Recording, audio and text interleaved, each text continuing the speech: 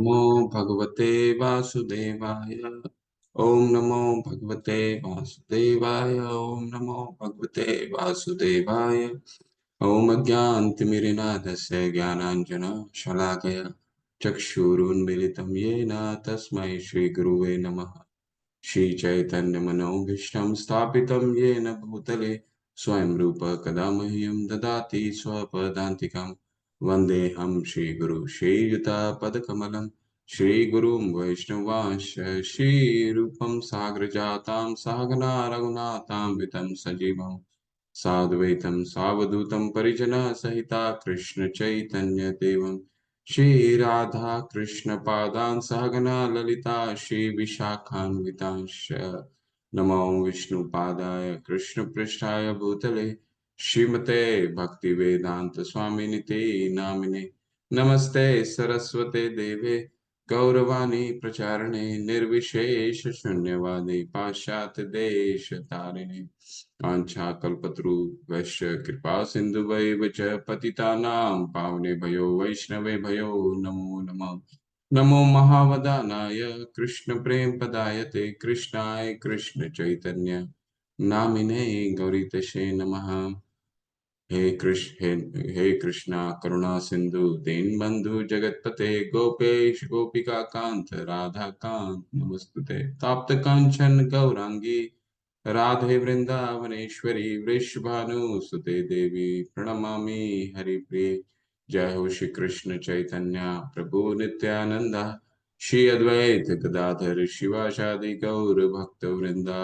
हरे कृष्णा कृष्ण कृष्ण हरे हरे हरे राम राम राम हरे हरे। हरे कृष्णा कृष्ण कृष्ण हरे हरे हरे राम राम राम हरे हरे। हरे कृष्णा कृष्ण कृष्ण हरे हरे हरे राम राम राम हरे हरे।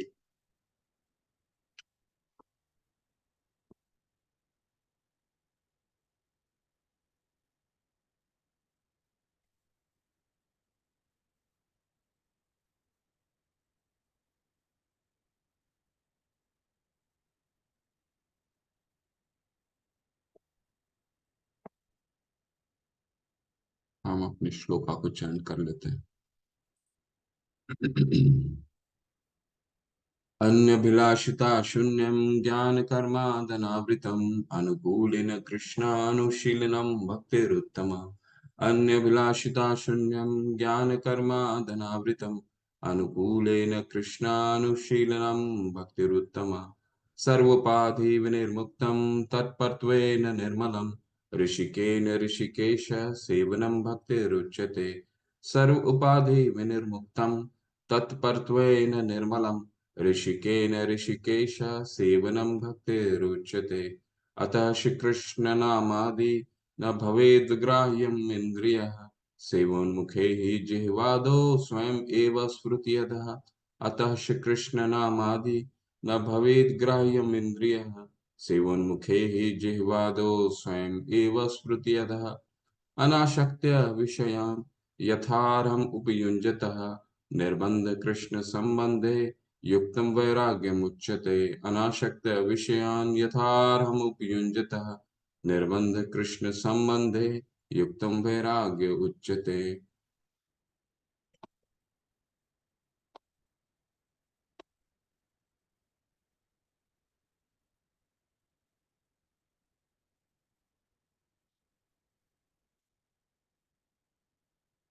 10 नाम अपराध।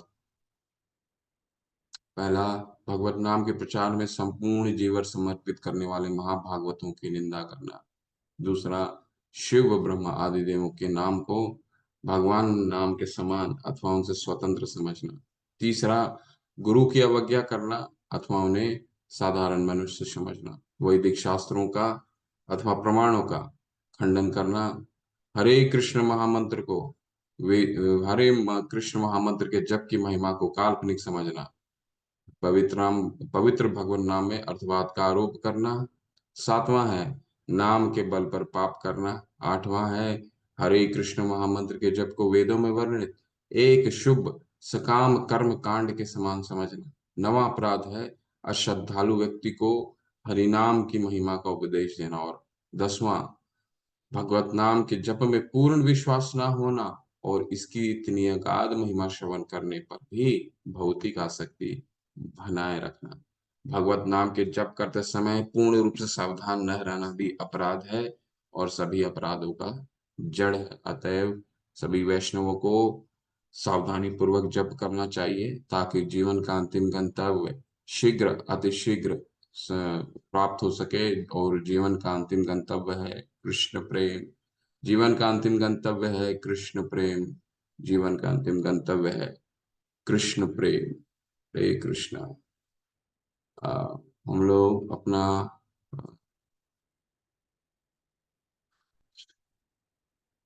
18वां अध्याय कंटिन्यू रखते हैं। 18वां अध्याय में अभी तक हमने क्या पढ़ा? हमने 9 लक्षण पढ़े।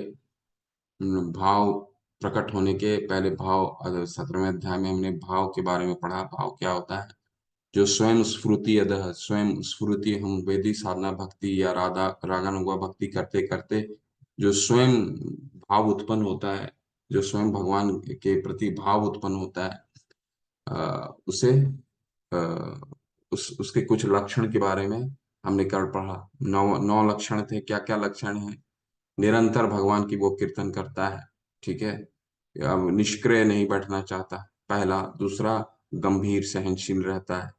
तीसरा, कि सभी इंद्रिय भोग की वस्तु से अपने आप को विरक्त करके रखता है। चौथा, अपनी सेवा क्रियाओं के बदले किसी प्रकार का संसारिक कोई मान नहीं चाहता। पांचवा, ये इनको स्मरण करके रखे, इनको ये आपके क्वेश्चंस में भी रहेगा और आगे भी बहुत इस पे प्रश्न होंगे।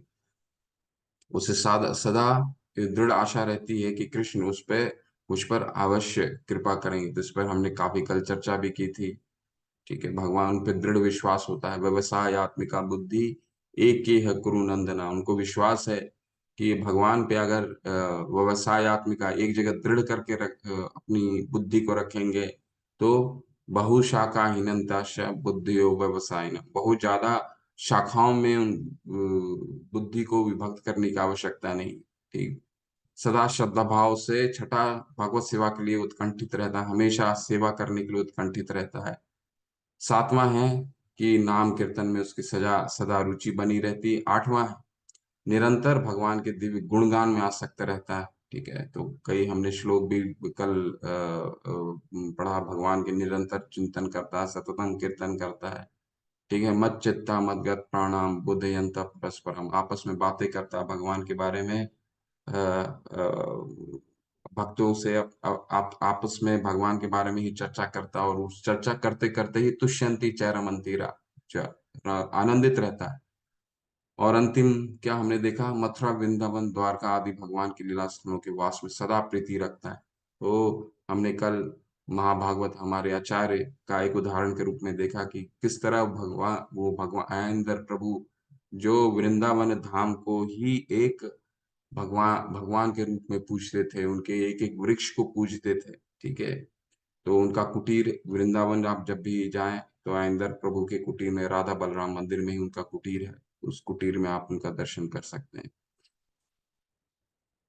हम अब इस अध्याय को इससे आगे लेके चलते हैं और अभी हम ये हमने 9 लक्षण पढ़ लिए। अब 9 लक्षण के बाद हम कुछ भाव के चरित्र के बारे में पढ़ेंगे। चरित्र किस भाव कितने प्रकार के होते हैं, ठीक है। 2 प्रकार के होते हैं। और वो कौन कौन सा है वो हम पढ़ते हैं।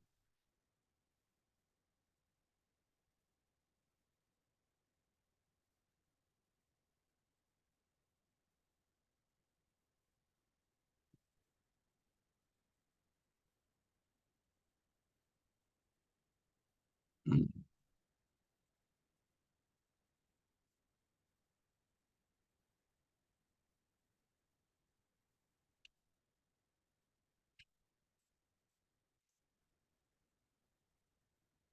हम्म।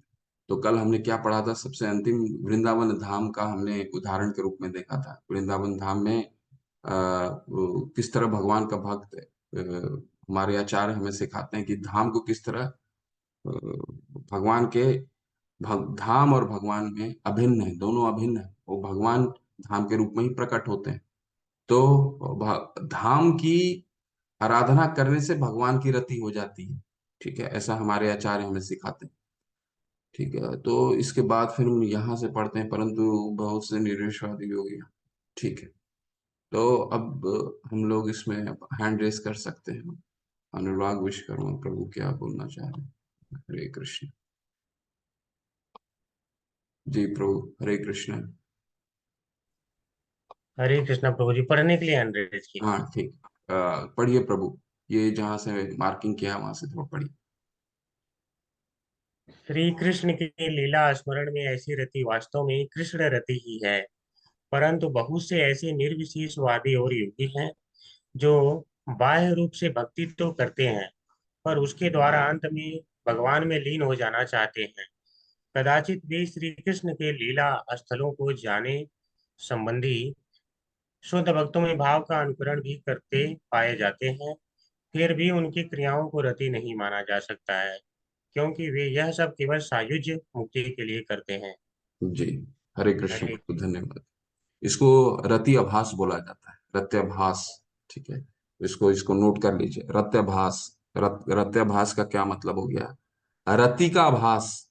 ठीक है, रति यानी दिखावा के लिए करना। उनको ऐसा लगता है कि उनकी रति हो, उनको रति प्राप्त हो गई है, और उनकी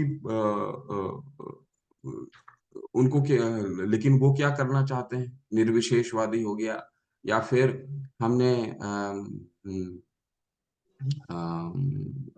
एक और अध्ययन करा था, एक शब्द का, सहजिया। सहजिया शब्द का हमने अध्ययन करा था। सहजिया, इनका क्या उद्देश्य होता है? दिखावा के लिए, आभास मात्र में इनको लगता है कि इनको रति प्राप्त हो गई है, लेकिन इनका उद्देश्य क्या होता है? भगवान का, भगवान पे लीन हो जाना, सायुज्य मुक्ति। जो 5 तरह की मुक्ति में भी सायुज्य मुक्ति, तो ये निषेधात्मक है। इसे हमें पहचानना होगा, क्या रति क्या है और रति आभास क्या है। रति आभास क्या होता है कि रति इनको लगता है, तो ये किसी भी रति में नहीं आ जाता है। ठीक है, रति आभास में और 2 प्रकार के आने वाले हैं, भी आप पढ़ेंगे। रति आभास के जहाँ पे भक्ति मिश्रित रूप में पाई जाती है। ठीक है, मिश्रित रूप, एक रति आभास होगा आपका पूर्ण परा रति आभास, और एक मिश्रित रति आभास। मतलब मिश्रित रति आभास का मतलब होता है कि बस अब आभास हो रहा है। ठीक है, आभास हो रहा है। तो ये दोनों शब्दों को नोट करके रखिए, हम आगे के छंदों में इसको पढ़ेंगे।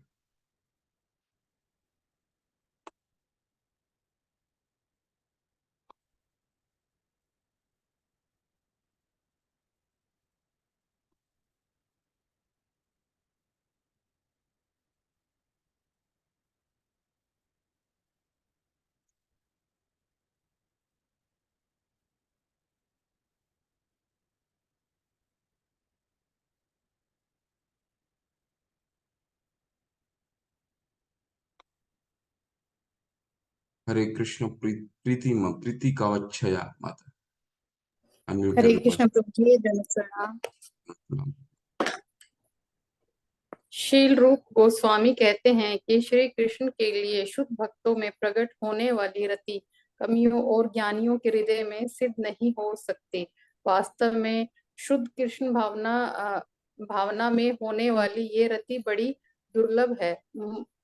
मुक्त जन भी इसे खोजते फिरते हैं। जैसे भगवत गीता का सिद्धांत है, भव बंधन से मुक्ति होना वह अस्वस्थ है, और वह भक्ति की उपलब्धि हो सकती है। जो केवल मुक्त होकर ब्रह्म ज्योति में लीन होना चाहता है, उसके लिए कृष्ण की रति की प्राप्ति असंभव है। श्री कृष्ण इस रति को अतिशय छिपा कर रखते हैं और केवल शुद्ध भक्तों को देते हैं। साधारण भक्त भी शुद्ध कृष्ण रहित नहीं पा सकते। फिर मुक्ति और भक्ति की कामना से दूषित हृदय वाले सहकर्मियों और ज्ञानियों को तो भगवान की वह रति कैसे मिल सकती है?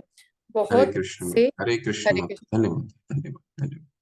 तो रति, ये जो जितने भी निर्विशेषवादी मायावादी रूप गोस्वामी पाद बिल्कुल निषेध करते हैं कि उनकी रति क्या है।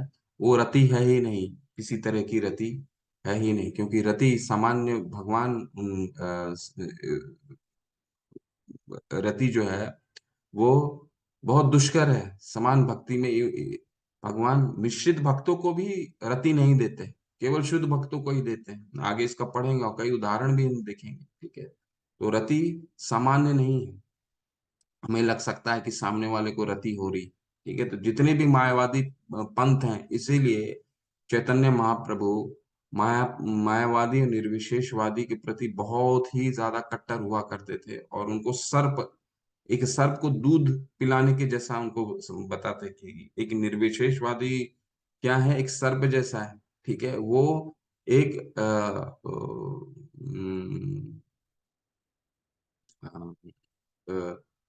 भगवान का वो अभक्त जो होता है, वो उनको कभी कभी वो अभक्तों से भी निम्न उसको तुल्य मानते थे। ठीक है, तो वो उनकी रति निषेध रति उनको निषेध करते हैं निर्विशेषवादियों। ठीक है, तो अभी हम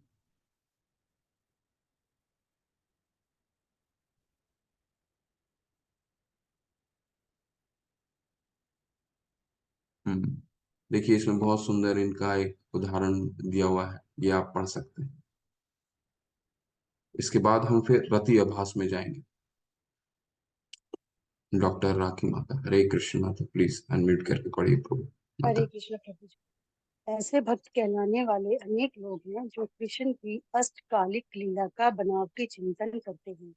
कभी कभी लोग इनका कृत्रिम अनुकरण करते हैं और यह दिखावा करते हैं कि कृष्ण उनसे बाल रूप में बातें करते हैं, या राधा रानी तथा कृष्ण दोनों पास आकर उनसे बातें करते हैं। ऐसे लक्षण यदा कदा निर्विशेष जाते हैं, और वे कुछ ऐसे अज्ञानी लोगों को फांस लेते हैं जिन्हें भक्ति योग का कोई ज्ञान नहीं होता। किंतु अनुभवी भक्त इन स्वांगों को देखते ही ऐसी धूर्तता को पहचान लेते हैं। यदि ऐसे वंचक में कभी कृष्ण अनुरक्ति का अनुकरण भी पाया जाता है, तो उसे वास्तविक अनुरक्ति नहीं माना जाएगा।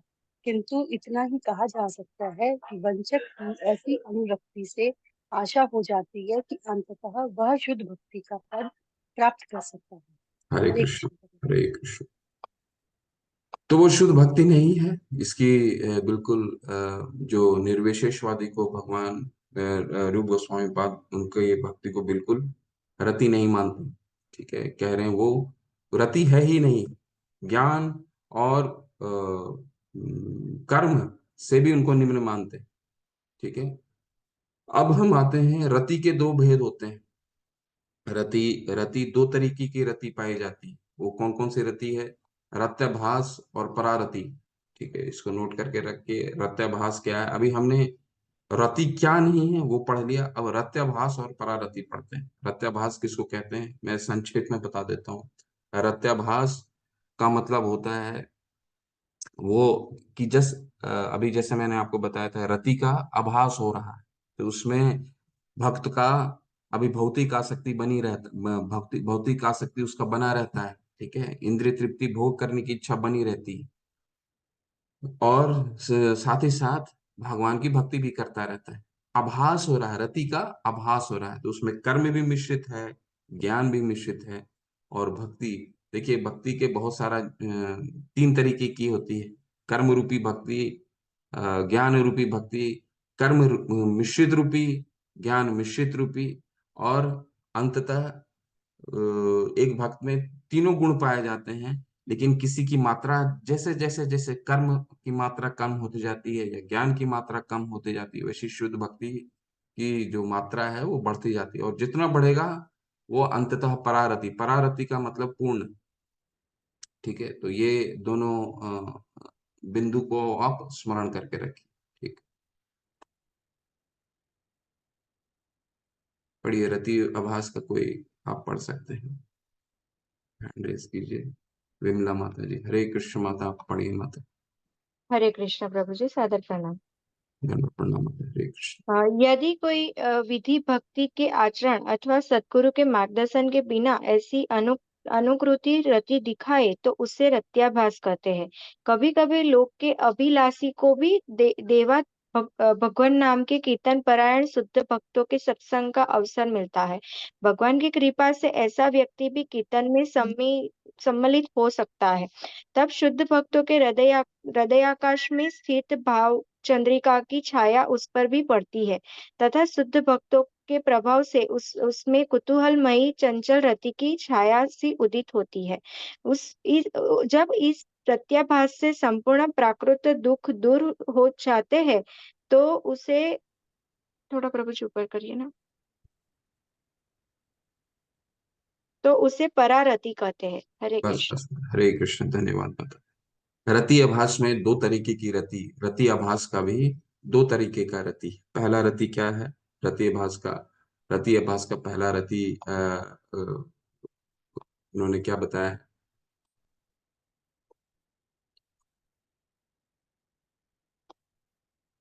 प्रतिबिंब और छाया।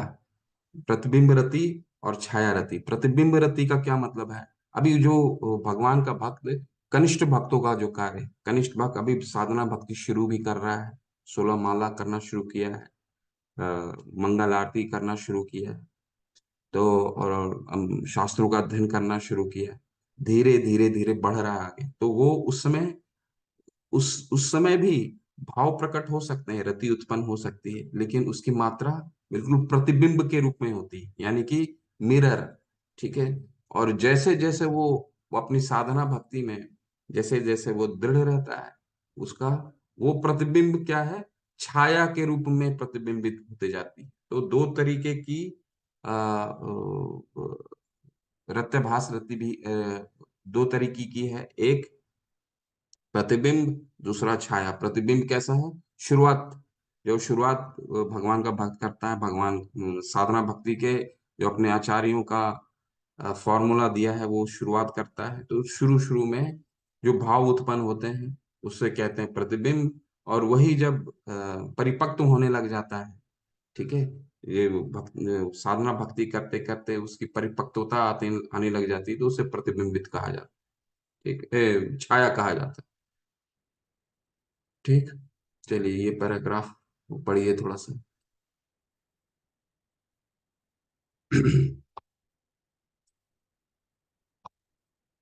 अमित प्रभु।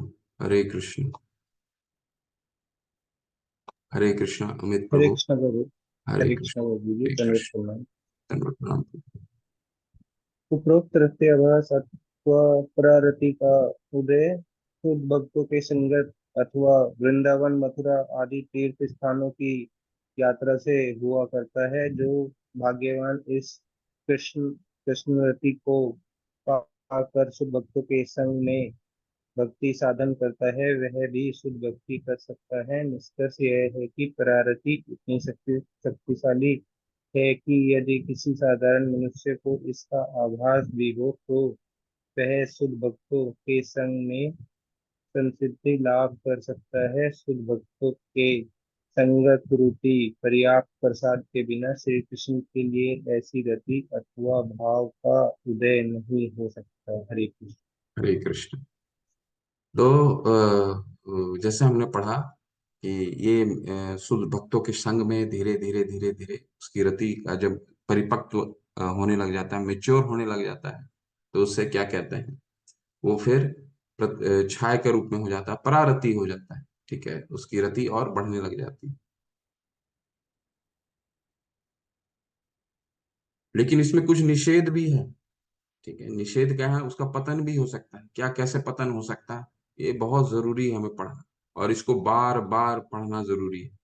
जैसे ये दो पैराग्राफ बहुत जरूरी है हम कनिष्ठ भक्तों के लिए, क्योंकि कनिष्ठ भक्तों में पतन जो है वो बहुत होने के जो अ, बहुत ज्यादा है, क्योंकि शुरुआती दौर है, जब तक परिपक्व अवस्था नहीं आती है तो पतन होने के बहुत सारे पतन होने का ये जो कारण अभी दिया गया है वो बहुत प्रमुख है। हमें गांठ बांध करके रखना है इन चीजों को। हम कितने भी माला कर रहे हो, कितनी भी नियमों का दृढ़ता से पालन करना हो, परंतु ये चीज को हमें जो अभी आने वाला है उसको बहुत ध्यान से पढ़िए, ये बहुत हमारे लिए जरूरी है। ओम प्रकाश प्रभु आप पढ़िए। हरे वो कृष्णा तो प्रभु जी, हरे दंडवत प्रणाम। कृष्ण, धन्यवाद, प्रणाम प्रभु। प्रभु जी डॉट ये अंडरलाइन हटा दीजिए आप, ये थोड़ा दिखता कम है ना। ठीक, चलिए। हरे कृष्णा। जैसे शुद्ध भक्तों के सत्संग से रति का उदय होता है, वैसे ही शुद्ध भक्तों के चरण कमलों का अपराध करने से रति का अभाव भी हो सकता है। अर्थात शुद्ध भक्तों के संग से कृष्ण रति उद्बुद्ध हो सकती हैं, और यदि शुद्ध भक्तों के चरणों का अपराध हो जाए तो रत्याभास अथवा परारति का क्षय भी हो सकता है। उसी प्रकार जैसे पूर्ण चंद्रमा क्रमशः क्षीण होकर अंधकार में विलीन हो जाता है, अतः शुद्ध भक्तों का संग करते हुए यह निरंतर ध्यान रखना चाहिए कि उन चरणों का अपराध न बने। आगे पढ़ लीजिए प्रभु, एक और पैराग्राफ। हरे कृष्ण। शुद्ध भक्तों के अपराध के अनुपात में रत्याभाव अथवा परारति का क्षय होता जाता है। यदि अपराध बहुत गंभीर हो तो रति बिल्कुल न्यून हो जाती है, और यदि गंभीर न हो तो रति की श्रेणी मध्यम अथवा कनिष्ठ हो जाती है। हरे कृष्ण प्रभु। देखिए, वैष्णव अपराध सबसे बड़ा अपराध। ये वैष्णव अपराध क्या है? ठीक है, वैष्णव अपराध जो पहला हम अपराध बढ़ते हैं, क्या? भगवत नाम के जप में लीन वो महाभागवतों की निंदा करना। ये इसमें तीन तरह, ये सबसे बड़ा वैष्णव अपराध। ठीक है, वो कैसा देखने में लगता है, और बोलना के अलावा अगर हम मन में भी ऐसा हमारे मन में भी इस तरह के विचार आ जाते हैं कि ये तो अच्छा नहीं बोलते, ये तो इस तरह बोलते हैं, ये तो इनका इस तरह का भाव है। ठीक है, तो ये हम किसी भी वैष्णव का अपराध मन में भी अगर हम चिंता करते हैं तो हमारा भक्ति में बहुत पतन होता है, चाहे हम कितनी भी दृढ़ता से पालन करते रहें। तो वैष्णव अपराध सबसे बड़ा अपराध माना जाता है। ठीक है, इसलिए उसको सबसे प्रथम नाम अपराध में सबसे प्रथम रखा गया, वो महाभागवतों की निंदा करना। किसी भी वैष्णव का अपराध हमें नहीं करना है। ठीक है, और उसमें भी तीन तरह के वैष्णव अपराध। क्या कैसा अपराध में क्या क्या होता है? पहला अपराध है कि अगर आपको एक कथा, छोटा सा कथा बताता हूँ। द्विधा अगर आपको स्मरण हो तो द्विधा जो थे वानर सेना, रामायण में वानर सेना थे द्विधा। ठीक है, द्विधा अ, उम, अ, रावण पे विजय पाने के लिए भगवान के राम के भक्त थे। ठीक है, और वानर सेना के बहुत बलशाली, बहुत शूरवीर थे, परंतु लक्ष्मण के साथ उनका सही संबंध नहीं था। ठीक है, तो जब रामायण का जब युद्ध संपन्न हुआ तो कुछ उसमें से कुछ वानरों को यह आशीर्वाद था कि वो अपना उनका वो शरीर नहीं त्यागेंगे। उसमें से एक थे दुविधा, हनुमान जी भी थे, जामवंत भी थे। ठीक है, तो दुविधा थे, तो दुविधा जब कृष्ण उनकी जो ईर्ष्या थी भगवान राम के प्रति, उनकी बहुत प्रगाढ़ भक्ति थी, परंतु लक्ष्मण के प्रति ईर्ष्या थी। अब जब लक्ष्मण के प्रति ईर्ष्या स्वरूप ही उनका, जब वो कृष्ण लीला में आए, ठीक है, जब कृष्ण लीला में आए तो दुविधा भामासुर के पक्ष लेने लग गए। ठीक है, और बहुत बलशाली हो गए, बलशाली भी हो गए, और अंततः उनका क्षय हुआ। कैसे क्षय हुआ? उनको बलराम ने उनका वध किया। कैसे वध किया? दुविधा जब बलराम गोपियों के साथ वृंदावन में थे, तो उनको उनका जो ईर्ष्या जो रामायण में था लक्ष्मण के प्रति, वही बलराम के प्रति यहाँ पे, और भाम क्योंकि वैष्णव अपराध किया था उन्होंने, लक्ष्मण के प्रति उनका ईर्ष्या था। तो ईर्ष्या के कारण क्या हुआ? उन्होंने भामासुर का हाथ थामा। ठीक है, भामासुर आपको मालूम ही होगा कि वो वही असुर है जो जिनको पराजित करके कृष्ण भगवान ने प्रभु ने 16,000 पत्नियों का जो उन्होंने बंदी बना रखा था, 16,000 पत्नियों से को छुड़वाया था। तो वही भामासुर का उन्होंने साथ दिया था। यही दुविधा को फिर बलराम ने इनका वध किया, जब गोपियों के साथ बलराम जी थे, उनके साथ क्रीड़ा क्रीड़ा कर रहे थे, तो उनको चिढ़ाने के लिए वहां पे गए और फिर बलराम ने वध किया। तो ऐसे कई वैष्णव अपराध अ, जो हैं, हमारे शास्त्रों में इसका उल्लेख है। हमारे प्रभुपाद के लीला अमृत में भी ऐसे कई शुरुआत के जिनको प्रभुपाद जी ने अपने इनिशियल डिसाइपल के रूप में दीक्षा दिया था, तो इनका भी बहुत ही दीक्षित भक्तों का भी क्षय हुआ और उनका बहुत ही उनका पतन हुआ। ठीक है, तो उनका मैं यहाँ पे स्मरण, यहाँ चिंता नहीं करेंगे हम लोग, उस पे ज्यादा चर्चा नहीं करेंगे। परंतु उसमें से एक भक्त जो थे, जो प्रभुपाद जी के शुरुआती दौर के लीलामृत में बहुत ही उनका अ, मंदिर का स्थापना में बहुत ही उनका कंट्रीब्यूशन बहुत था। परंतु प्रभुपाद जी ने अपना जब लीला संपन्न किया, तो उनका फिर वो इस्कॉन से फिर वो चले गए। इस्कॉन से जाने के बाद उन्होंने अपना खुद का एक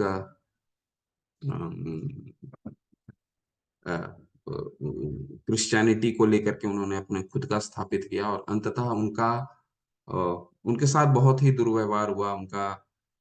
फिर वो किसी कानून के दांव पेच में फंस गए।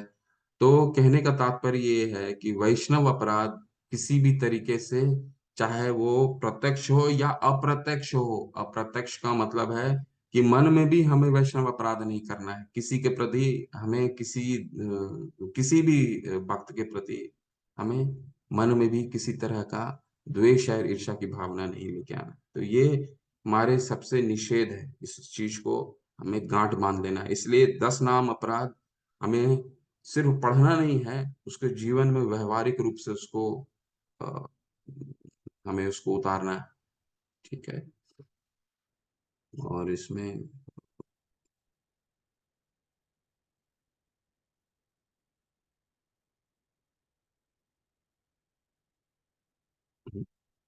ये बहुत ही महत्वपूर्ण विषय था जो आपको बताना था।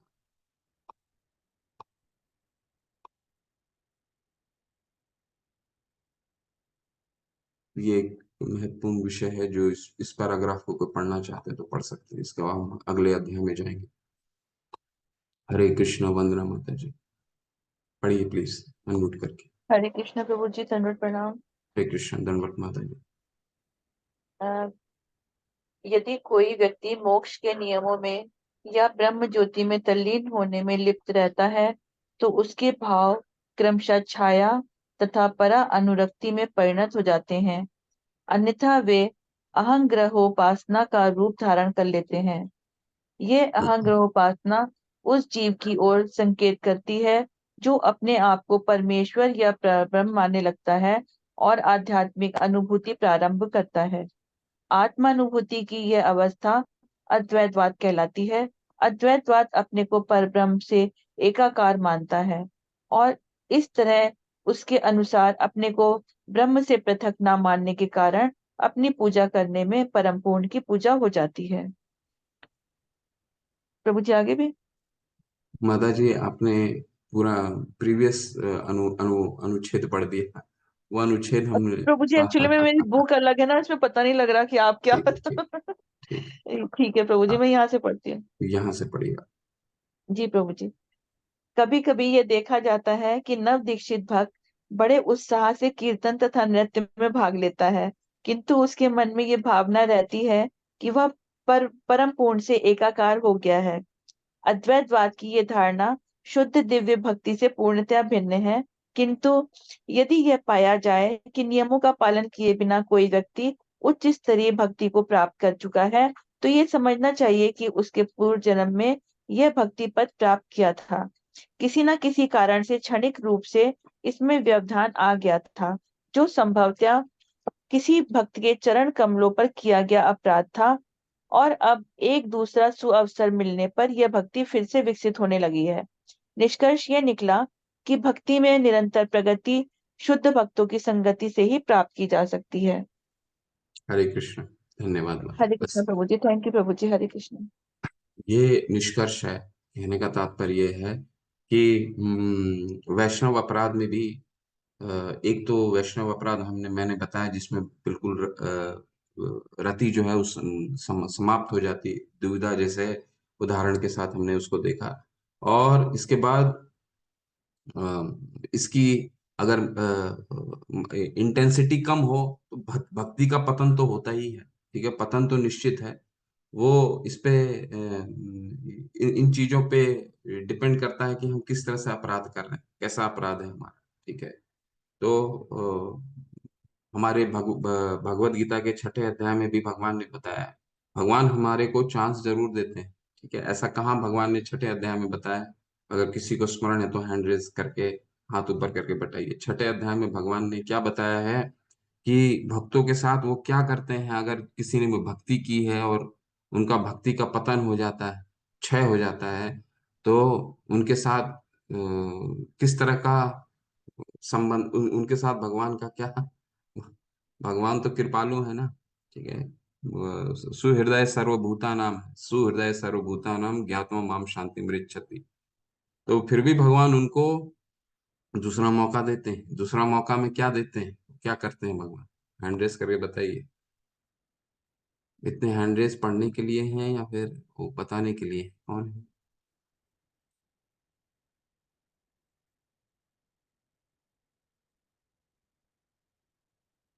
6 अध्याय में भगवान ने उनका निष्कर्ष बताया। वंदना दुबे माता जी कुछ बताना चाहते हैं जी? अनम्यूट करके बोलिए माता। 6 अध्याय में भगवान ने ऐसे भक्तों के लिए क्या निर्देश दिए, क्या उनका गंतव्य क्या होता है? अनुराग प्रभु, हरे कृष्ण प्रभु, आप बताइए। हरे कृष्णा प्रभु जी। हरे प्रभु जी, कृष्ण। इस अध्याय में भगवान ने बताया कि अगर जिसकी भक्ति अपूर्ण रह जाती है तो इसमें दो प्रकार के भक्त होते हैं। जो ये पहला तो यह चाहते हैं कि मुझे अगर कुछ मेरे पास धन और ऐश्वर्य ज्यादा हो तो मैं भक्ति कर सकूं आराम से, मुझे कोई चिंता नहीं होगा, तो ऐसे व्यक्तियों को धनी घर में भेजते हैं जहाँ पूजा पाठ भी होता रहता है, वो भक्त होते हैं। और वहां जाने के बाद उनकी भक्ति जो है जागृत हो जाती है। यह थोड़ी कठिन अवस्था होती है। लेकिन एक भक्त ऐसे होते हैं जिनकी भक्ति पूर्ण होने ही वाली होती है लेकिन उनका क्षय हो जाता है किसी कारणवश, आकस्मिक घटनावश या किसी कारणवश। तो ऐसे भक्तों को, जैसे शुद्ध आचार्य होते हैं या बहुत ही बड़े भक्त होते हैं, हालांकि वो गरीब होते हैं लेकिन वो ऐसे घर में उनको जो है भेजते हैं जहाँ जाते उनको पूर्व जन्म का मतलब भक्ति स्मरण हो जाती है और वह वहीं से आगे जो है बढ़ जाते हैं। हरी हरी हरी बोल, बहुत सुंदर। बिल्कुल प्रभु ने बिल्कुल एक सही उत्तर दिया कि भगवान ने 6 अध्याय में बताया है, पाप पुण्य कृताम लोकाम इशित्वा शाश्वते क्षमा श्रीमताम शुचिनाम श्रीमताम गे। वो उनको भगवान दोबारा अपॉर्चुनिटी देते हैं, दोबारा उनको देते हैं। वो या तो धनवान घर में जिनकी भक्ति अल्पकालीन किसी कारणवश समाप्त हो जाती है, और वो किस कारणवश समाप्त होती है? या तो उनका शरीर समाप्त होने का एक ही कारण होता है। क्या कारण होता है?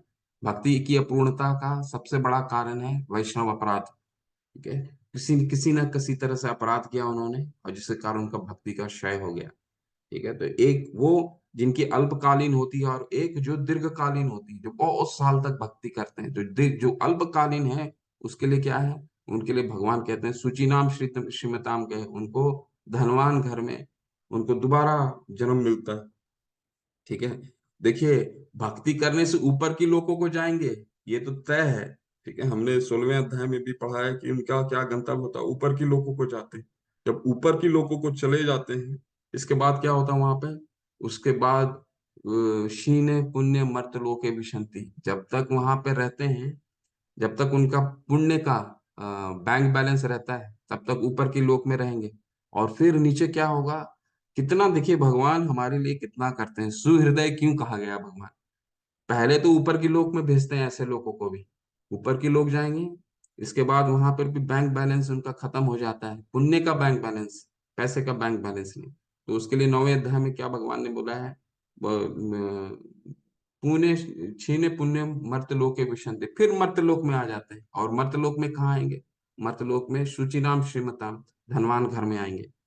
ठीक है, धनवान घर में आएंगे, धनवान घर में दोबारा उनको, ताकि जीविकोपार्जन के लिए, लाइवलीहुड के लिए उनको संघर्ष नहीं करना पड़े। अगर जीविकोपार्जन के लिए संघर्ष करना पड़ेगा तो भगवान का नाम भजेगा कैसे? ठीक है, उसको तो जीवन, उसको हर पल जीवों का, लाइवलीहुड के लिए, जीविकोपार्जन के लिए संघर्षशील रहेगा। तो उसको पहले से ही वो दे देते हैं कि तुम जाओ, उनको अच्छे घर में मिलेगा, अच्छा घर में देते हैं। और जिन्होंने बहुत दीर्घकालीन समय तक किया है उनको वैष्णव परिवार मिलता है। और प्रभुपाद जी अपने स्वयं के और अपने गुरुओं का उदाहरण के रूप में प्रस्तुत करते हैं। लेकिन प्रभुपाद और उनके गुरु तो नित्य लीला में, वो तो सिर्फ उदाहरण के लिए बताते हैं, परंतु वो तो नित्य लीला में, वो तो हम भगवान के पार्षद पहले भी थे, और जब भौतिक जगत में आते हैं तो वही भगवान के पार्षद रहते हैं। वो हमें बताते हैं अपने, क्योंकि भगवान के भक्त अपने आप को बहुत ही कनिष्ठ बताता है, इसलिए प्रभुपाद बताते हैं मैं और मेरे गुरु वो इसी श्रेणी में आते हैं, जो जिन्होंने दीर्घकालीन पूर्व जन्मों में शायद कुछ भक्ति की होगी और इनका भक्ति का क्षय हो गया होगा, तभी इनको वैष्णव परिवार मिला। जैसे उनके गुरु को भक्ति विनोद ठाकुर जी के जन्म के घर में उनका जन्म हुआ, और शिल प्रभुपाद का भी जन्म एक वैष्णव परिवार में। परंतु ये यथार्थ नहीं है। यथार्थ क्या है? ये दोनों जितने भी हमारे आचार्य हैं वो क्या है? ये हैं हमारे भगवान के पार्षद, तो हमें सिखाने के लिए आते हैं। ठीक है, तो ये बाकी आपका ये 18वां अध्याय भाव जो है वो संपन्न होता है। तो हमने आज क्या पढ़ा? हमने पढ़ा रति किसको कही नहीं जाती है। रति जो निर्विशेषवादी है या मायावादी है उसको रति नहीं कहा जाता है। ठीक है, रति के भी दो और रति जो आभास के रूप में प्रकट होता है शुरुआती दौर पे, अभी भाव पूर्ण रूप से विकसित नहीं हुआ है, शुरुआती दौर पे जब भक्त होता है तो उसको रति आभास कहा जाता है। ठीक है, रति आभास के दो होते हैं। एक तो होता है प्रतिबिंब, जो शुरुआती दौर है। ठीक है, शुरुआत में भगवान का भक्त शुरुआत करता है, 16 माला करता है, सारे नियमों का पालन करते, साधना भक्ति के नियमों का पालन करते करते जब ऊपर उठता है तो वो फिर छाया के रूप में प्रतिबिंबित हो जाती है, यानी और परिपक्व हो जाता है। और उससे परा भी बोला जाता है, या छाया भी, छाया रत्याभास भी बोला जाता है। ठीक है, परंतु इसमें एक चीज हमें ध्यान देने की आवश्यकता है कि अगर उसकी भाव में उन्नति तभी हो सकती है जब वो किसी तरह का इन 10 नाम अपराधों को जीवन में व्यवहारिक रूप से ग्रहण कर ले। अगर व्यवहारिक रूप से, अगर खासकर पहला अपराध हो गया तो उसका भक्ति में क्षय होना निश्चित है। ठीक है, तो वैष्णव अपराध के बारे में हमने पढ़ा जो बिल्कुल निषेध है। चलिए अभी हम सबसे अंतिम अध्याय में चलते हैं, प्रेम भक्ति। ठीक है, देखिए कितना हमें इस चीज को समझने में कितना इंटरेस्टिंग है कि इमोशन जो जो अब कभी कभी हमारे जीवन में हमें जो इमोशन जो रहता है, इन भाव जो होता है, इमोशन जो मन रहता है, उसके भी कितने चरित्र हैं। ठीक है, हम अगर हमें कहने के लिए बोला जाए कि अपने इमोशन को आप चित्रित कीजिए तो हम कुछ भी नहीं चित्रित कर पाएंगे, लेकिन हमारे आचार्य कितना चित्रित कर रहे हैं। भाव अलग है, प्रेम अलग है, आसक्ति अलग है, रुचि अलग है, निष्ठा अलग है। ठीक है, तो ये तभी प्रतिबिंबित होता है जब पूर्ण रूप से शुद्ध भक्ति हो, नहीं तो इसको समझना बहुत मुश्किल है। कैसे मुश्किल है? अगर हमें कहा जाए, कभी कभी हमें लगता है ना कि हमारा मन बहुत अच्छा लग रहा है, लेकिन अगर उसको बोल दें कि आप अच्छा क्या लग रहा है तो वो बता नहीं पाएगा। ठीक है, यहाँ यहाँ हमारे आचार्य बताते हैं कि अच्छा लग रहा है तो कि भी किस तरह से अच्छा लग रहा है। निष्ठा के रूप में अच्छा लग रहा है, आसक्ति के रूप में अच्छा लग रहा है, भाव के रूप में अच्छा लग रहा है, प्रेम के रूप में भी अच्छा लग रहा है। तो इमोशन का भी कितना बड़ा प्रगाढ़ चित्रण है। ठीक है, तो ये सबसे भक्ति लता बीच का सबसे अंतिम पड़ाव, सबसे उच्च स्तरीय है प्रेमा भक्ति। ये हम ज्यादा डिटेल में इसको नहीं पढ़ेंगे। क्यों? क्योंकि एक हम पूर्वालोकन ले लेते हैं। पूर्वालोकन आप समझते होंगे, पूर्वालोकन का क्या मतलब होता है? पूर्वालोकन का मतलब होता है कि जब एक पक्षी ऊपर से जाता है, गुजरता है, तो नीचे की जितनी भी चीजें हैं उसे उससे वो थोड़ा थोड़ा करके सब चीज को देखता है। नदी को थोड़ा देखता है, पेड़ को थोड़ा देखता है, जमीन को थोड़ा देखता है, किसी चीज को डिटेल में नहीं देखता। तो डिटेल में देखने के लिए क्या करना पड़ेगा? मान लीजिए उसको वृक्ष को समझना है, तो क्या करना पड़ेगा? उसको उसको वृक्ष में उतर करके वो वृक्ष को समझेगा। तो 20वां अध्याय से लेकर के प्रेम भक्ति पे ही पूर्ण चर्चा है। तो हमें बस एक फिलॉसफी जानना, क्या है प्रेम भक्ति, उसके बारे में हमें बस जानना है। प्रेम भक्ति क्या है। तो इसमें तीन चीजें हम पढ़ेंगे प्रेम भक्ति में, ठीक है। तीन चीजें पढ़ेंगे। क्या है प्रेम भक्ति की परिभाषा, पहला। दूसरा, किन कारणों से प्रेम भक्ति के कितने प्रकार होते हैं, और प्रेम भक्ति किन कारणों से उत्पन्न होती है। ये तीन फ्लो है इस अध्याय का, ठीक है। सबसे पहले प्रेम भक्ति। तो आपके मन में ये जरूर भाव ये उत्पन्न हो रहा होगा कि प्रेम का क्या मतलब हो गया, भाव का क्या मतलब हो गया। तो ये स्तर समझने के लिए थोड़ा सा हमें, जब तक हमारा माला हम थोड़ा सा और नहीं करेंगे, अच्छे से साधना हमारी रहेगी, तो हमें धीरे धीरे धीरे करके सब समझ में आएगा। परंतु प्रेम भक्ति क्या है वो समझिए पहले। बस ये जितना मैंने अंडरलाइन किया है, ये इसको पढ़ें। कविता घोष माता, हरे कृष्ण। हरे कृष्ण प्रभु जी, हरे कृष्ण। सादर प्रणाम सभी भक्तों को। अध्याय 19, भगवान की शुद्ध प्रेमा भक्ति।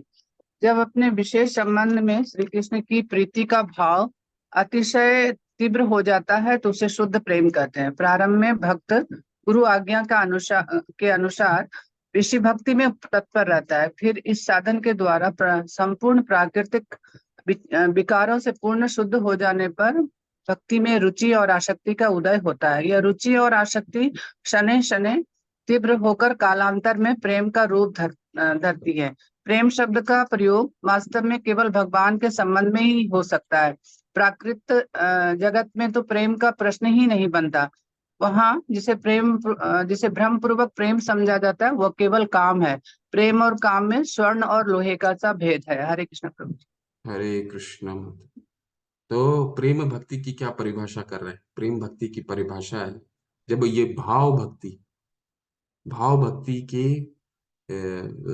जब तीव्रता बढ़ जाती है तो ये प्रेम में प्राकट्य होता है, ठीक है। महाप्रभु चैतन्य महाप्रभु अपने जीवन के अंतिम 12 वर्ष उन्होंने गंभीरा, अगर आप लोग पुरी में गए होंगे तो गंभीरा एक ऐसा जगह है जो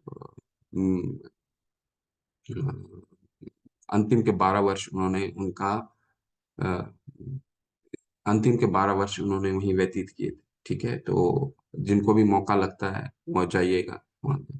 जब भगवान पूर्ण रूप से अष्ट सात्विक विकार, वैसे तो उनका अष्ट सात्विक विकार जब उन्होंने जगन्नाथ का वो अर्च विग्रह को देखा था, तो वो विकार खुद ही प्रतिबिंबित हो गए थे।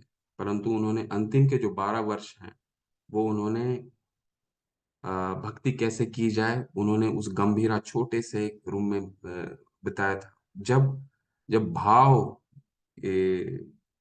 भाव की इंटेंसिटी, जिसको कह सकते हैं इंटेंसिटी या तीव्रता की, बहुत तीव्रता जब बढ़ जाती है, ठीक है, तब इसे प्रेमा भक्ति कहा जाता है। और इस स्तर पे पहुंचने के बाद भगवान के प्रति जो 5 रस हैं, ये रस का उत्पाद इसी अवस्था में उत्पन्न होता है, ठीक है।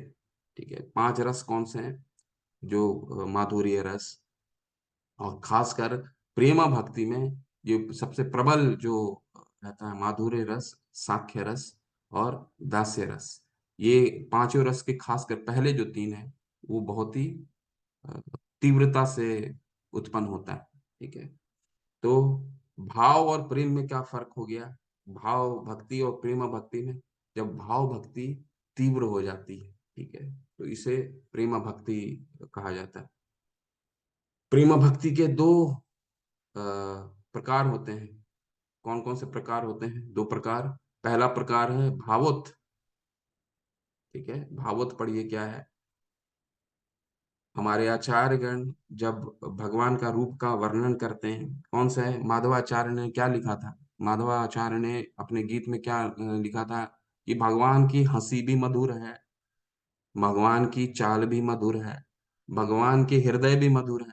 तो ये इतना मधुर जब आता है, माधवाचार्य ने क्या लिखा था, तो ये मधुर जब वर्णन करते हैं तो वो कैसे वर्णन होता है, जब तक वो प्रेम भक्ति के स्तर पर नहीं पहुंचते हैं तो इतना हर कुछ में उनको प्रेम नहीं दिख सकता है। अधुरम मधुरम वदनम मधुरम हसित नयनम मधुरम हसितम मधुरम हृदयम मधुरम गलितम मधुरम मधुराधिपतेरखिलम मधुरम। तो माधवाचार्य कह रहे हैं कि भगवान की हंसी भी मधुर है, भगवान का हृदय भी मधुर है, भगवान की चाल भी मधुर है, भगवान का हंसी भी मधुर है।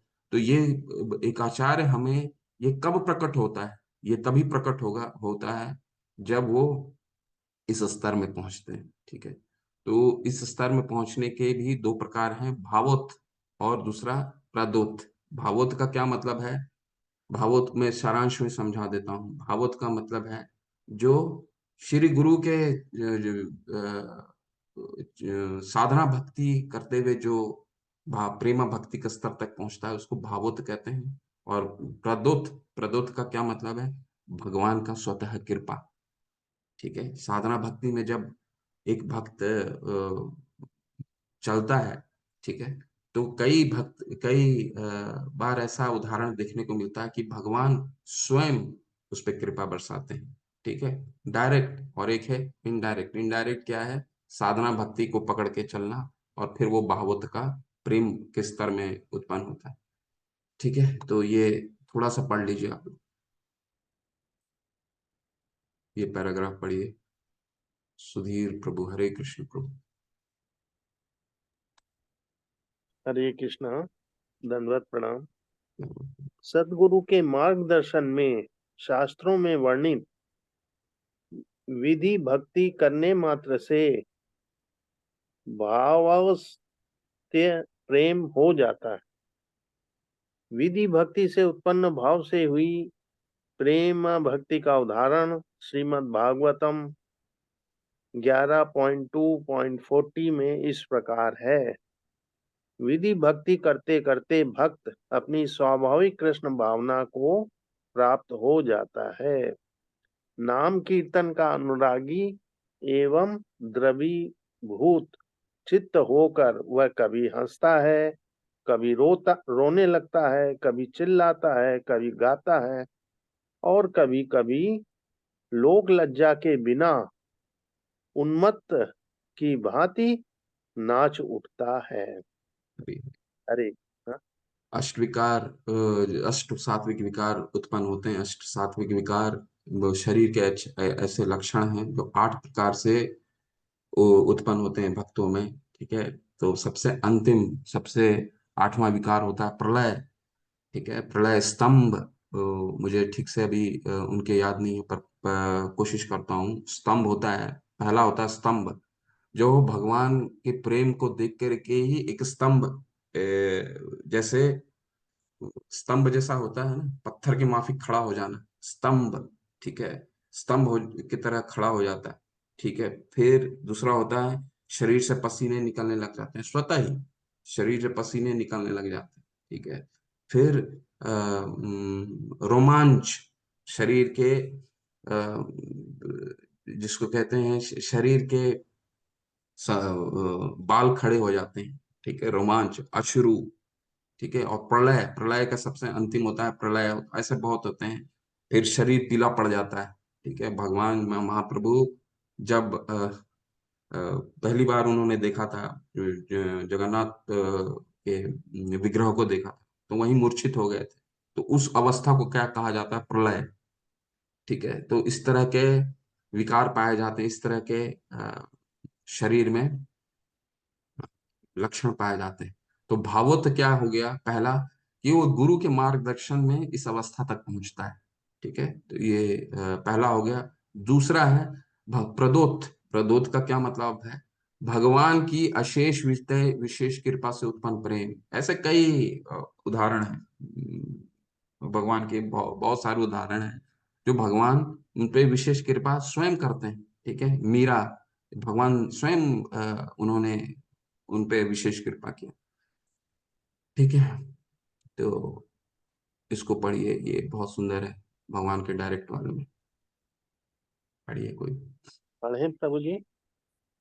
नहीं, कोई और पढ़ते हैं प्रभु। संतोषी गुप्ता माता, हरे कृष्ण माता।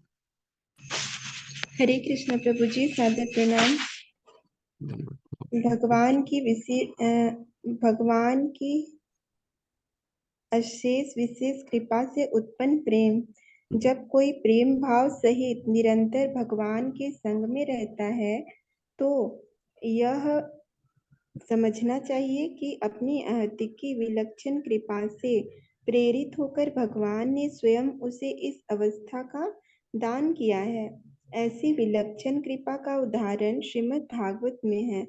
भगवान श्री कृष्ण उद्धव से कहते हैं, वृंदावन में गोपियों ने मेरी प्राप्ति के लिए ना वेदों का स्व अध्याय किया, ना तीर्थाटन किया, ना किसी विधि विधान अथवा तप का आचरण किया। केवल मेरे सत्संग से ही उन्हें भक्ति को परम संसिद्धि प्राप्त हो गई।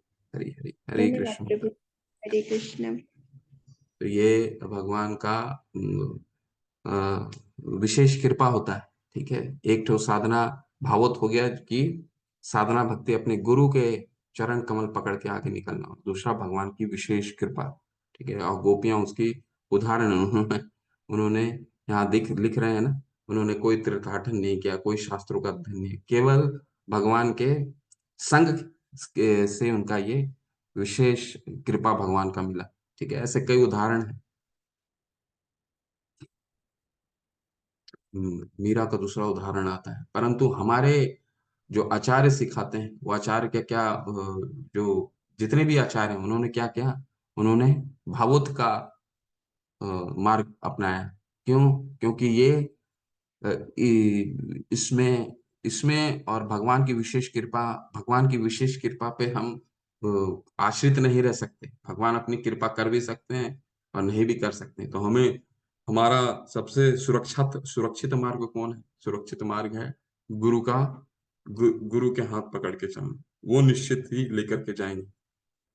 ठीक है, भगवान किस पे असीम कृपा करते हैं, कब करते हैं, इस पे हम उस पहले भी हमने अध्याय में पढ़ा है। ठीक है, कि उस पे हमें वेट नहीं करना है।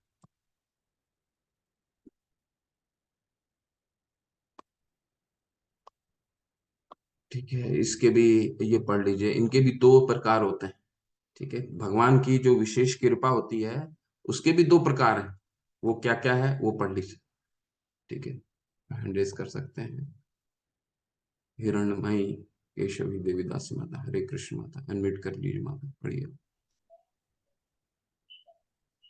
श्री कृष्ण की अति कृपा से उचित प्रेम को उचित प्रेम दो प्रकार का होता है। भगवान के महात्म ज्ञान से युक्त तथा किसी बाह्य हेतु के बिना श्री कृष्ण में स्वतः अनुरक्त हो जाता।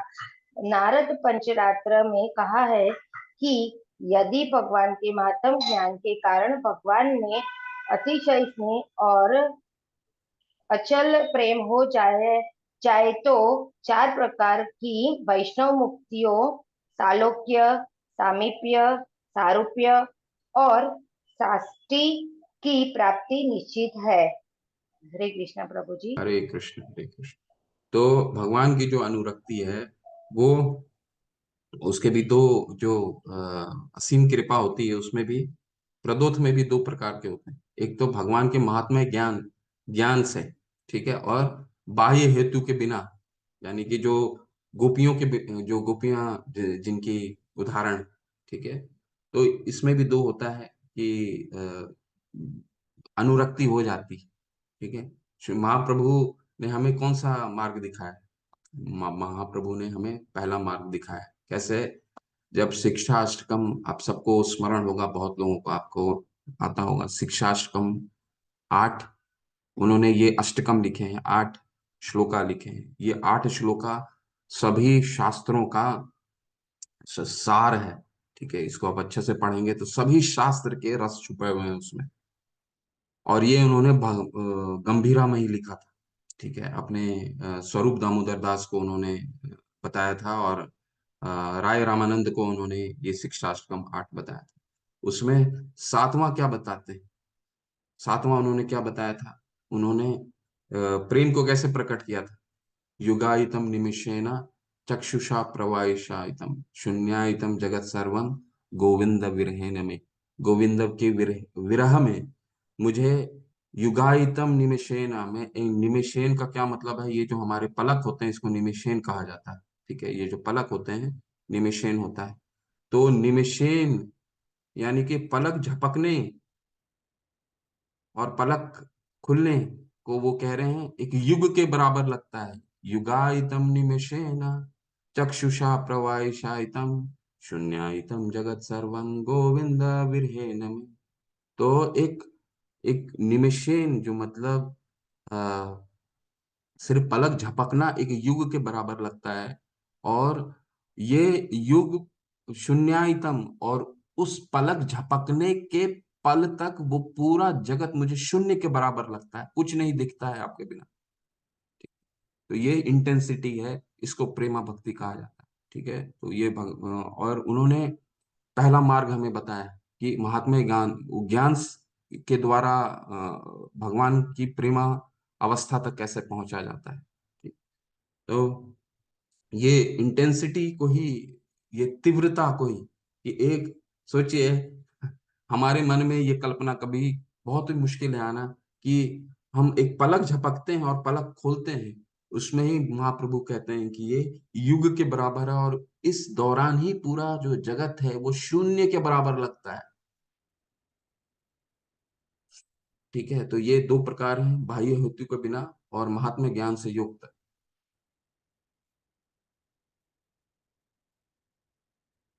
ठीक है, तो अभी हमने ये दो चीज पढ़ लिया। अब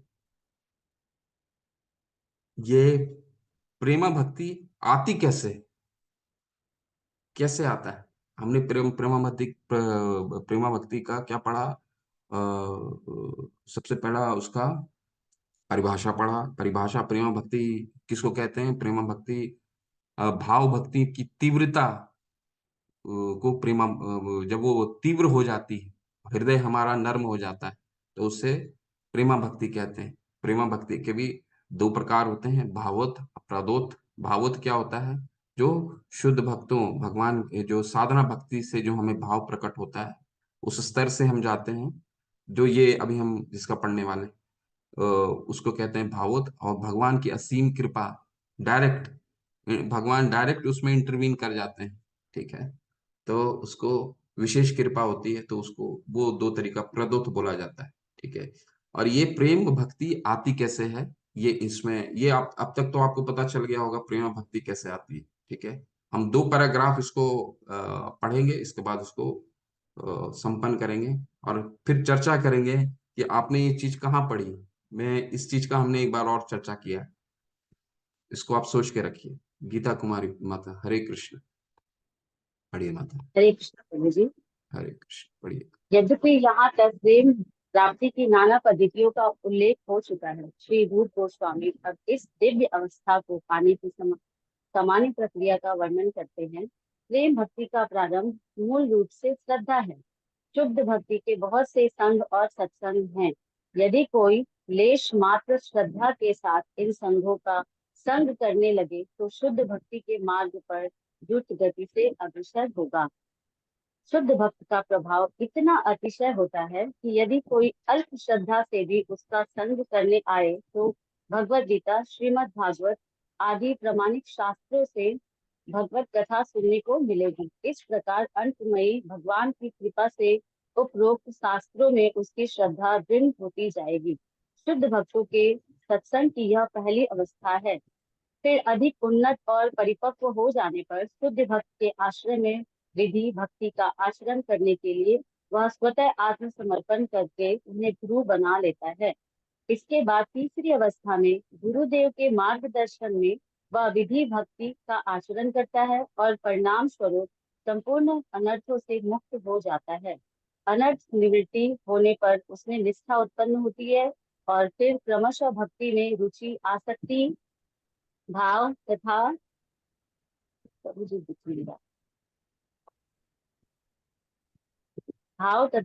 अंत में प्रेम का उदय होता है। शुद्ध भगवत प्रेम के उद्बोधन की ये निम्न अवस्थाएं हैं। हरी हरी जिस परम बस हरि बस हरी हरी धन्यवाद। तो कैसे प्रेमा भक्ति उत्पन्न होती है, ये 2 पैराग्राफ में हमने पढ़ ली।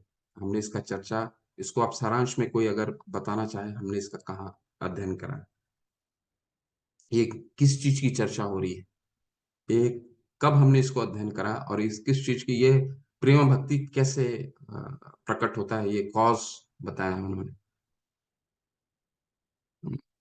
अमित प्रभु, हरे कृष्ण जी। प्रभु अनम्यूट करके बोलिए।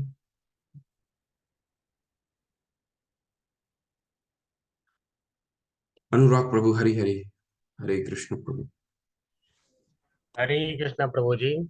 प्रभु जी, जो आपने भक्ति लता बीज बताया था, यह उसी के बारे में यहाँ व्याख्या की गई है पूरा। बिल्कुल बिल्कुल, हरि बोल प्रभु, हरि बोल। बिल्कुल, ये भक्ति लता बीज के बारे में बात हुई। श्रद्धा, श्रद्धा से विकसित होता है, ठीक है। श्रद्धा के बाद साधु संग, साधु संग करते हैं। साधु संग जो है वो बहुत बहुत महत्वपूर्ण है। हमारी श्रद्धा के बाद साधु संग बहुत जरूरी है। साधु संग के बाद भजन क्रिया, भजन की क्रिया के बाद अनर्थ निवृत्ति। हमारी जो निवृत्तियां हैं, अनर्थों की निवृत्तियां, भिदते हृदय ग्रंथि छिन्दन्ते सर्वसंशय क्षीयन्ते च सर्वकर्माणि दृष्टे एवात्मनि ईश्वरे। तो ये हमारी अनर्थ निवृत्ति, ये 3 चीज, ये अगर हम साधना, हमारी ये पहली प्रथम 3 साधना अगर दृढ़ हो, साधु संग, श्रद्धा, साधु संग और भजन क्रिया। भजन में हमारा 16 माला, जितने भी माला आप कर रहे हैं, 16 माला, और वो भी इन 10 अपराधों को ध्यान में रखते हुए, ठीक है, तब हम अनर्थ निवृत्ति के स्तर तक पहुंचेंगे। अनर्थ निवृत्ति के बाद हमारी भक्ति शुरू होती है। ये अनर्थ निवृत्ति तक हम साधना, हम सिर्फ साधना करते हैं, और साधना जो है अपना प्रकोप इसके बाद शुरू करता है, ठीक है। जब हमारी साधना दृढ़ हो जाती है, तब निवृत्तियां, अनर्थ की निवृत्तियां कम होने लगती है। कम, जितनी कम होगी उतनी निष्ठा उत्पन्न होगी। निष्ठा हमारी जितनी प्रगाढ़ होती जाएगी, उतना ही हमारी आसक्ति उत्पन्न होगी। आसक्ति जितनी प्रगाढ़ होते जाएगी, उतनी रुचि उत्पन्न होगी, और तत्पश्चात भाव, और अंततः प्रेम, ठीक है। प्रेम सबसे अंत का स्वरूप है।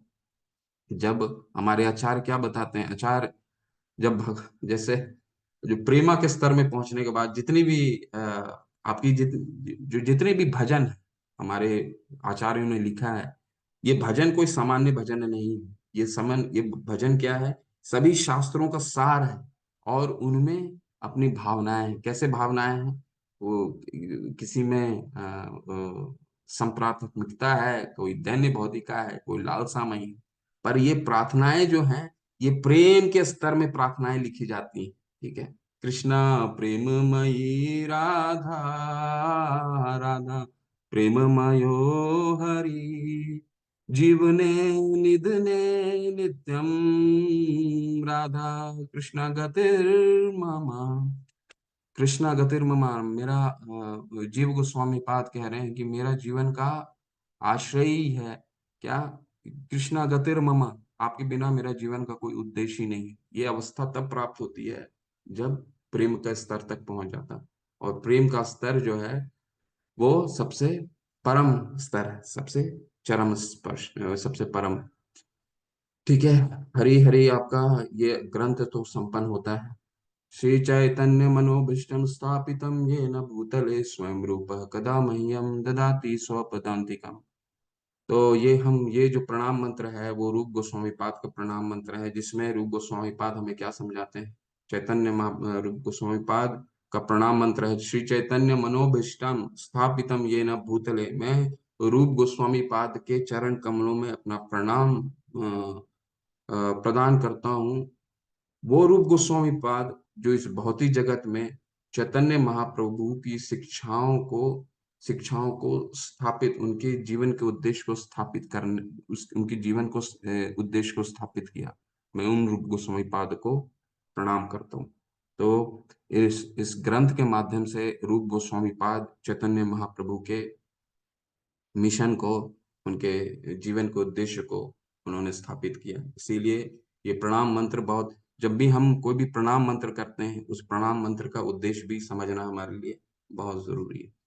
शील प्रभुपाद की जय, रूप गोस्वामी पाद की जय, षड गोस्वामी पाद की जय। हरे कृष्ण।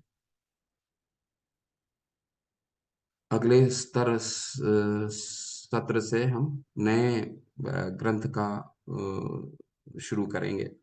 ईशोपनिषद हो या उपदेशामृत हो, दोनों में से देखते हैं। इसमें कोई प्रश्न है आज?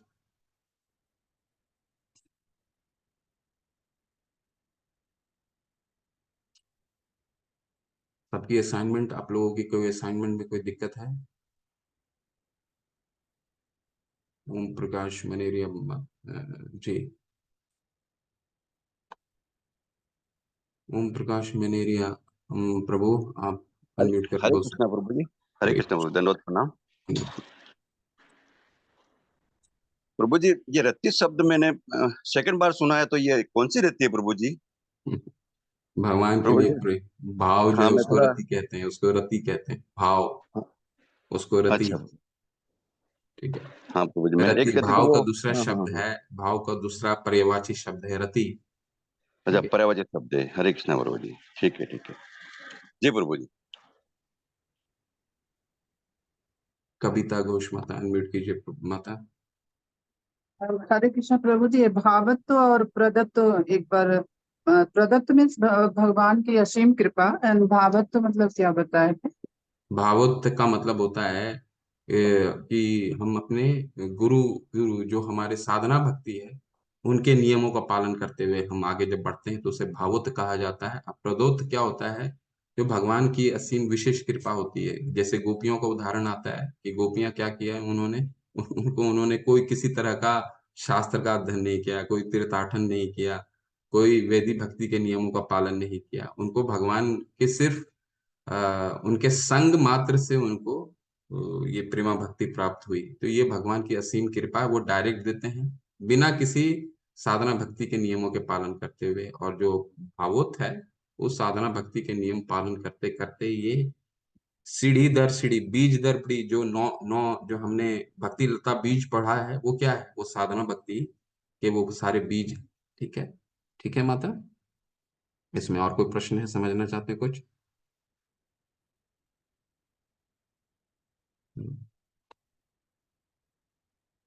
और किन्हीं का कोई प्रश्न है?